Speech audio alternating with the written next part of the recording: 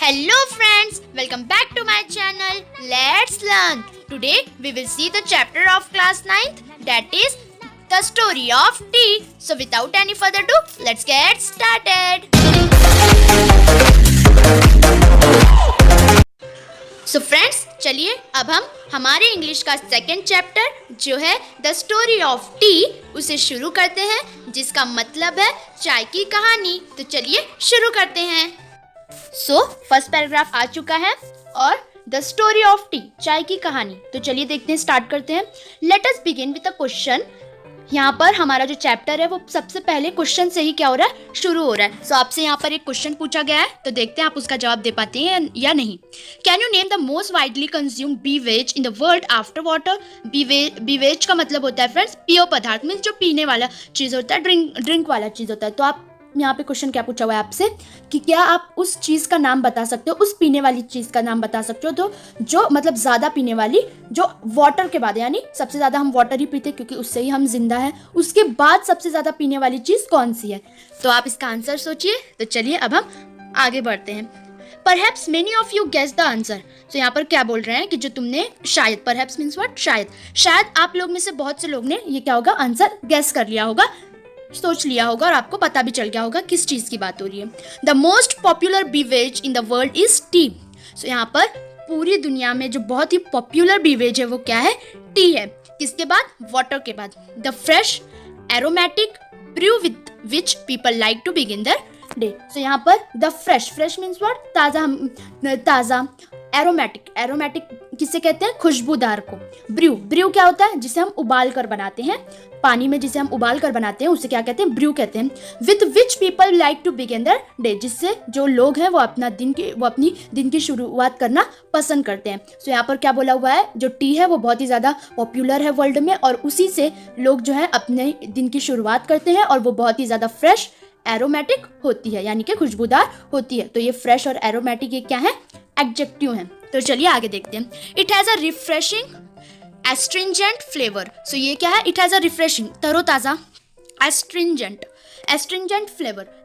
Flavour किससे कहते हैं, जिसमें एस्ट्रिंजेंट मतलब कि क्या, जो शार्प होता है, शार्प यानी तेज फ्लेवर होता है। सो यहाँ क्या बोल रहे हैं, जो टी है वो बहुत ही ज़्यादा रिफ्रेशिंग, टी जो है हमको बहुत ही ज़्यादा तरोताज़ा कर देता है, उसका जो फ्लेवर होता है वो बहुत ही ज़्यादा शार्प होता है। It is actually made by brewing, ये किससे, उबाल कर बनाया जाता है।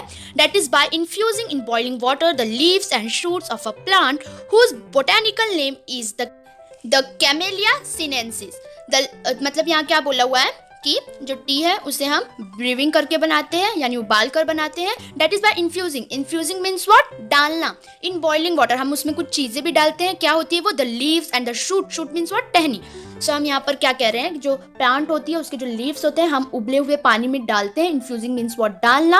हुज बोटेनिकल नेम, जिसका मतलब जो शूट प्लांट, जिस प्लांट की बात हो रही है उसका botanical name, botanical means what, related to plants. यहाँ पर साइंटिफिक नेम उसका कहा गया है कैमेलिया सिनेंसिस। सो आपको अच्छे से याद रखना, आपको क्वेश्चन भी आ सकता है कि what is the botanical name of the tea plant. So यहाँ पर कैमेलिया सिनेंसिस। आगे देखिए, the leaves are at first dried, cured and processed before they are packed and sold to us. So यहाँ पर हमको प्रोसीजर बताया जा रहा है, यानी उस कैसे हमारे जहाँ घर में टी आता है, यानी कि हम जब लेने जाते हैं तो वो कैसे आता है टी हमारे पास, तो वहाँ पर इसका प्रोसेस बताया हुआ है। तो चलिए देखते हैं। The leaves are at first dried, तो सबसे पहले जो पत्ते होते हैं प्लांट के उसे सुखाया जाता है।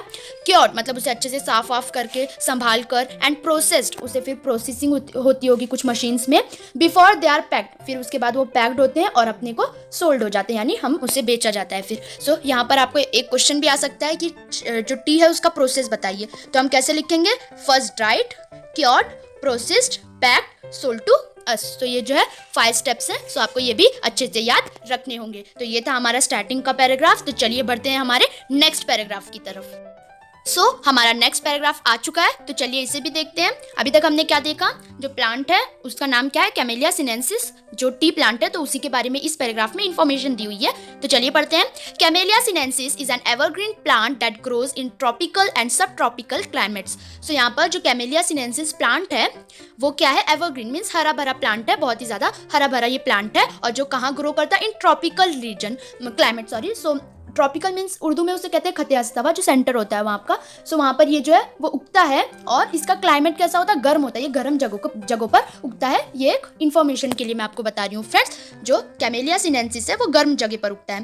T plants require at least 100 to 125 centimetre of rainfall a year and prefer acidic soil. जो टी प्लांट है यानी जो कैमेलिया सिनेंसिस है वो मतलब कितना उसे रेनफॉल चाहिए, 100 to 125 सेंटीमीटर एक साल में, और उसे एसिडिक सॉइल्स की भी ज़रूरत होती है। सो यहाँ पर आपको क्वेश्चंस भी देखने होंगे कि जो आपको ऐसे क्वेश्चन आ सकता है कि जो कैमेलिया सिनेंसिस है वो कहाँ ग्रो होता है, तो आपको लिखना होगा ट्रॉपिकल एंड सब ट्रॉपिकल क्लाइमेट, और अगर उसमें आया कि उसे क्या रिक्वायर होता है तो आपको लिखना होगा ये पूरे 3 lines. Tea plants require at least 100 to 125 centimetre of rainfall a year and prefer acidic soil. So यहाँ पर हम थोड़ा क्वेश्चन भी देखते चलेंगे फ्रेंड्स, जिससे आपको पेपर्स वगैरह में करने में आसानी होगी। तो चलिए आगे देखते हैं। Many of the world's best tea estates are located on hill slopes at elevations of up to 1500 metres. So यहाँ पर क्या बोला हुआ है, एस्टेट्स मतलब कि क्या जगह।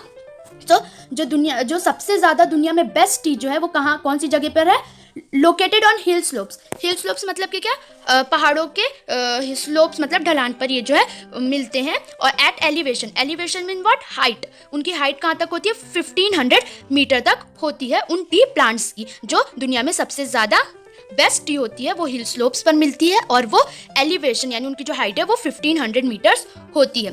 It is said that the tea plant grow slowly at and acquire a richer flavour at this height. तो ये क्या आगे लिखा है कि ये कहा जाता है कि जो टी प्लांट है वो स्लो ग्रो होता है, यानी फास्ट सब ट्री की तरह फास्ट ग्रो नहीं हो जाता है, वो बहुत ही ज़्यादा स्लो ग्रो होता है, और वो 1500 ये जो हाइट है इस पे जो उसका फ्लेवर है वो बहुत ही ज़्यादा रिच हो जाता है, यानी बहुत ही ज़्यादा अच्छा हो जाता है। सो चलिए अब हम थर्ड पैराग्राफ देखते हैं। सो चलिए फ्रेंड्स अब हम थर्ड पैराग्राफ देखते हैं। क्या है, व्हेन द प्लांट्स मैच्योर, जब प्लांट्स बड़ा हो जाता है, मैच्योर मींस बड़ा होना, only the top 1 to 2 inch of the plant are picked. Picked का मतलब होता है तोड़ना। सो यहाँ पर जब प्लांट बड़ा हो जाता है तो उसके ऊपर से टॉप से 1 से सिर्फ 2 ही इंच यानी 1 या 2 इंच ही क्या होता है, प्लांट को तोड़ा जाता है। These buds and leaves are called flushes. जो मतलब बर्ड्स और लीव्स होते हैं, बर्ड्स मीन्स व्हाट, कली। सो जो कली और पत्ते होते हैं प्लांट के उन्हें क्या कहते हैं, फ्लशेस कहते हैं। ओके, आप ये याद रखें, क्वेश्चन भी आ सकता है। सो फ्लशेस किसे कहते हैं, बर्ड्स एंड लीव्स, इन दोनों को क्या कहते हैं, फ्लशेस कहते हैं। A new flush appear on the plant every 7 to 10 days. So यहाँ क्या बोला हुआ है, जो फ्लश है, एक जो फ्लश है वो कब, मतलब नया फ्लश कितने दिन में उग जाता है, 10 से 7 दिन में वो उग जाता है। और यहाँ क्या बोल रहे हैं, during the peak growing season. Peak यानी कि पकने का, जब उसका टाइम होता है अच्छे से पकने का, पूरा बढ़ने का।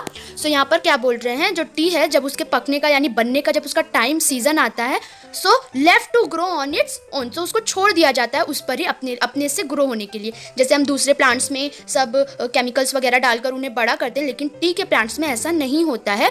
मीन्स उनमें हम खाद वगैरह डालते हैं, लेकिन उन पर जब वो बड़े होते हैं, उनके पकने का सीजन आ जाता है, तो हम क्या कर देते हैं, उन्हें ऐसे ही छोड़ दिया जाता है। जो ट्री है उनका, उन्हें वैसे ही छोड़ दिया जाता है। द टी प्लांट में actually grow into a small tree. So जो ट्री प्लांट है, हमने ऊपर ही देखा, वो बहुत ही ज़्यादा छोटे ट्री होते हैं। But in all tea gardens, मतलब यहाँ क्या बोल रहे हैं, लेकिन हर टी गार्डन में, हर टी के बाग में, the plants are pruned and kept at a height of about 3 feet, means waist high, to enable easy plucking of the leaves. Plucking means तोड़ना। तो यहाँ पर क्या बोला हुआ है, जो गार्डन होता है टी का, उसमें क्या किया जाता है, जो प्लांट्स हैं, प्रून्ड मतलब कि छाटा, मतलब उन लोगों को काटते हैं। कहाँ तक काटते हैं, उनकी हाइट जो है सिर्फ 3 ही फीट रखी जाती है। 3 फीट आपके ब्रेस्ट तक होगा, कमर तक, वैसा यहाँ पर बताया हुआ है। To enable easy plucking of the leaves. किस लिए उनको काटा जाता है, कि हमें लीव्स तोड़ने में आसानी हो। इसलिए हर गार्डन में, हर टी के गार्डन में जो टी की हाइट है वो कितना 3 फीट रखी जाती है। तो चलिए आगे देखते हैं। सो आगे क्या है, यहाँ पर फ्रेंड्स आपको बताया हुआ है कि टी को क्लासीफाई कैसे किया गया है। तो चलिए देखते हैं। The teas we buy are usually classified according to their leaf size. So जो टी है उनको लीफ साइज से क्लासीफाई किया गया है, यानी डिवाइड किया गया है। सो चलिए देखते हैं कैसे कैसे टाइप के लीव्स होते हैं। अकॉर्डिंगली वी हैव, जो हमारे पास है, number 1 Assam type of tea. हमने सुना होगा आसाम की चाय। तो यहाँ पर Assam type of tea characterised by the largest leaf. जो आसाम की टी होती है वो क्या कैसी होती है, उसकी जो खासियत, कैरेक्टराइज मीन्स उसकी जो खासियत होती है वो क्या है कि जो उसके लीव्स होते हैं वो बहुत ही ज़्यादा बड़े होते हैं।